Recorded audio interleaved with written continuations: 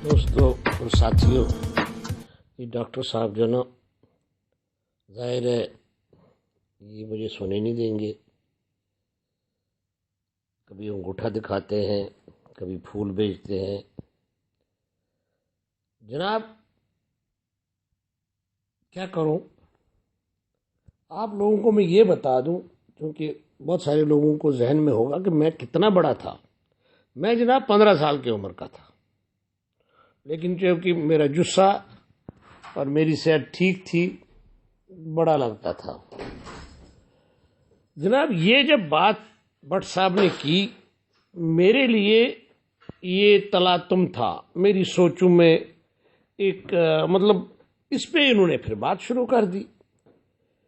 اس وقت بھی چونکہ یہ 69-65 کا اپنا پاکستان وغیرہ کی جنگ ہوئی تھی اور ہم چھوٹے تھے. ہم نے دیکھے تھے 10-11 سال کے وہ پاکستانی فوجیوں کو پکڑ کے لے جاتے تھے.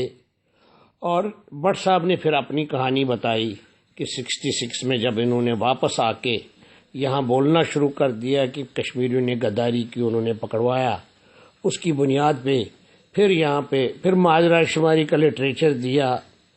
میں یہ بھی کہوں، مطلب میں نے وہ امان اللہ کا ایک پمفلٹ بھی اس نے مجھے دیا ہے، کشمیر اور الفتح کے نوجوان، یا الفتح کی تاریخ، یہ پڑھی. تو انہوں نے مجھے جو ہے نا کافی سارے اپنا چھوٹا موٹا پمفلٹ، معاذرہ شماری وغیرہ لٹریچر دیا. تو پھر جب معاذرہ شماری کی بات چلی تو پھر انہوں نے کہا معاذرہ شماری کے بعد ہم نے NLF بنائی. تو ہم NLF نیشنل لبریشن فرنٹ، ہم اس کے تحت آزادی کی جنگ لڑنا چاہتے ہیں. یہ ایک سلسلہ چلتا رہا. میں نے آپ سے کہا نا کہ بٹ صاحب ایک شفیق آدمی تھے، بہت ہی شفیق آدمی تھے. بٹ صاحب کا تلفظ، بہت سا صبر، جو میرے تو پہلے صبر ہی نہیں تھا، آج بھی اتنا نہیں ہے، لیکن بہت سارا صبر جو سیکھا ہے وہ انہی سے سیکھا ہے. ان کے ساتھ کچھ بھی ہو جائے ان کا صبر بے انتہا تھا، بے انتہا تھا. وہ بہت شفقت سے ملتے تھے، بہت نرمی سے گفتگو کرتے تھے، اور بہت ہی تمیز سے چھوٹے بڑے کو پیش آتے تھے. ان کا جو ہے نا، ان کا رویہ کبھی، میں مطلب بہت ساری دفعہ اپنے رویوں پہ شرمندہ ہوتا رہا ہوں، لیکن کیا کریں، ہماری اپنی طبیعت، ہماری اپنی جیلیں، ہماری اپنی مصیبتیں، یہ جو ہے نا ساری چیزیں ساتھ تھی. بات یہ ہے کہ انہوں نے ہمیشہ جو ہے نا، ہمیشہ نرمی سے بات کی، دلیل سے بات کرتے تھے، ایسی باتیں بولتے تھے میری سمجھ سے تو باہر ہوتی تھی. لیکن جو چونکہ کشمیر سے وابستگی تھی میری، اس لیے کشمیر کی سیاست سے وابستگی تھی، اس لیے وہ جو بھی کشمیر کے بارے میں بات ہوتی تھی وہ ہماری سمجھ میں تو آتی تھی. اس پہ پھر اس ٹاپک پہ بات چلتی رہی. اور یہ کوئی ہم کچھ عرصے کے بعد انہوں نے کہا کہ میں نے جانا ہے راولپنڈی، چلو گے میرے ساتھ؟ تو جناب کچھ عرصے کے بعد میں راولپنڈی چلا گیا.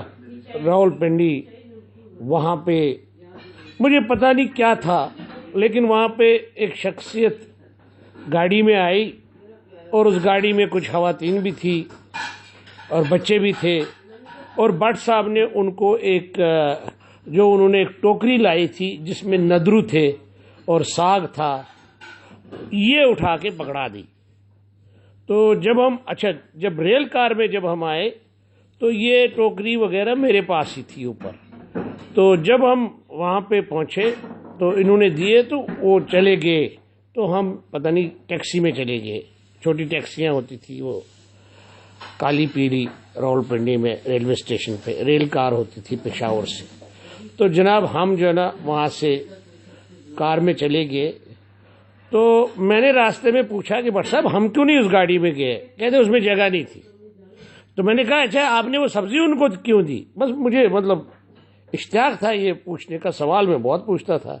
انہوں نے کہا نہیں، وہ ہم نے کہا چلو یہ آئے ہیں اب تو لے جائے. تو میں مطلب کوئی مشکوک سی صورتحال بنی، لیکن میں نے پھر اس پہ زیادہ نہیں، اس پہ میں آگے بات کروں گا پھر وہ کیا تھا کیا نہیں تھا۔ تو ہم راول پنڈی پہنچے اور ڈاکٹر فروغ کے گھر چلے گئے۔